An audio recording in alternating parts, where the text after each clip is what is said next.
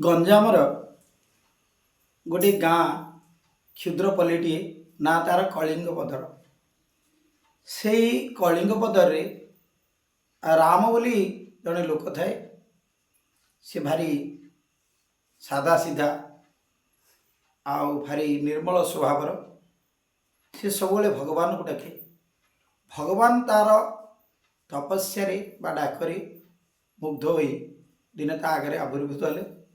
କହିଲେ, ରାମ, ତୁମ ପାଇଁ ମୁଁ ପ୍ରସନ୍ନ, ତୁମ ଭକ୍ତିରେ ମୁଁ ସନ୍ତୁଷ୍ଟ, ଯାହା ମାଗିବାକୁ ଚାହୁଁଛ ମାଗ। ତ ଭଗବାନକୁ ରାମ କହିଲା, ଯେହେତୁ ସିଏ ଗୋଟେ ସର୍ତ୍ତ ରଖିଲେ, ଭଗବାନ କହିଲେ ତୁମେ ମାଗ, ତୁମେ ପାଇବ, କିନ୍ତୁ ଗୋଟିଏ କଥା, ତୁମେ ଯେତିକି ପାଇବ ତୁମର ଯେଉଁ ପଡ଼ୋଶୀ ଅଛି ସେ ତାର ଡବଲ ପାଇବ। ତ ଏଇ ଟିକେ ମନ ଦୁଃଖ କଲା। ମୁଁ ଯୋଗ କଲି, ମୁଁ ଭକ୍ତି କଲି, ମୋ ଭକ୍ତିରେ ଭଗବାନ ସନ୍ତୁଷ୍ଟ ହେଲେ, ଅଥଚ ମୋତେ ଯେତିକି ମିଳିବ ମୋ ପଡ଼ୋଶୀ ବିନା ପରିଶ୍ରମରେ ତାର ଡବଲ ପାଇବ। ତ ଭାରି ବଢ଼ିଆ କଥା। ସେ କହିଲା, ପ୍ରଭୁ ଟିକେ ଠେରୁ, ଟିକେ ରହିଯାଆନ୍ତୁ, ମୁଁ ଟିକେ ଆମ ଘରେ ପଚାରିକି ଆସିବି। ଲୋକଟି ଘରକୁ ଗଲା, ସ୍ତ୍ରୀକୁ ପଚାରିଲା, ଆଏ ଶୁଣୁଛ? କହିଲା, କ'ଣ ହେଲା?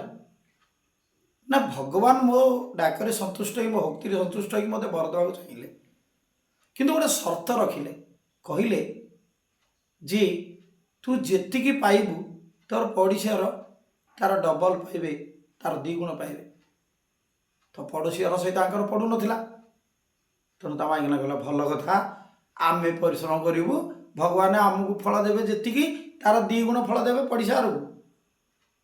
ତ ସ୍ତ୍ରୀ ବୁଦ୍ଧି ପ୍ରଳୟଙ୍କରୀ।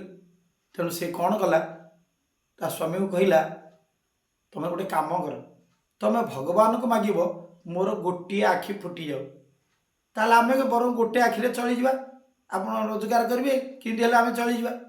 କିନ୍ତୁ ଯଦି ଆମର ଗୋଟେ ଆଖି ଫୁଟିବ, ପଡ଼ିଶାର 2ଟା ଆଖି ଫୁଟିଯିବ। ତେଣୁ ସେ ହଇରାଣ। ଏଇ କଥା ଯାଇ ଭଗବାନଙ୍କୁ ମାଗ। ଖୁସି ହେଇକି ଗଲା। ଭଗବାନ କହିଲା, ଭଗବାନ ତ ମୁଁ ମାଗୁଛି ଏଇ ବର ଯେ ମୋର ଗୋଟିଏ ଆଖି ଫୁଟିଯାଉ। ଭଗବାନ ହସିଲେ, କହିଲେ, ଯିଏ ପରୋପକାରୀ ନୁହଁ, ଯିଏ ଅନ୍ୟର କ୍ଷତି କରିବାକୁ ଚାହେଁ, ସେ କେବେ ବରପ୍ରାପ୍ତ ହୋଇପାରେ ନା। ତେଣୁ ତୋର ସେଇ ଗୋଟିଏ ଆଖି ଫୁଟିଯାଉ, କିନ୍ତୁ ତୁ ପଡ଼ୋଶୀର କିଛି ନ ହଉ। ତେଣୁ ହେ ଭାଇ, ଅନ୍ୟର କ୍ଷତି କରିବା କେବେ ଚାହାନ୍ତୁ ନାହିଁ। ଯଦି ଅନ୍ୟର କ୍ଷତି କରିବେ ତାହେଲେ ନିଜର କ୍ଷତି ହେବ।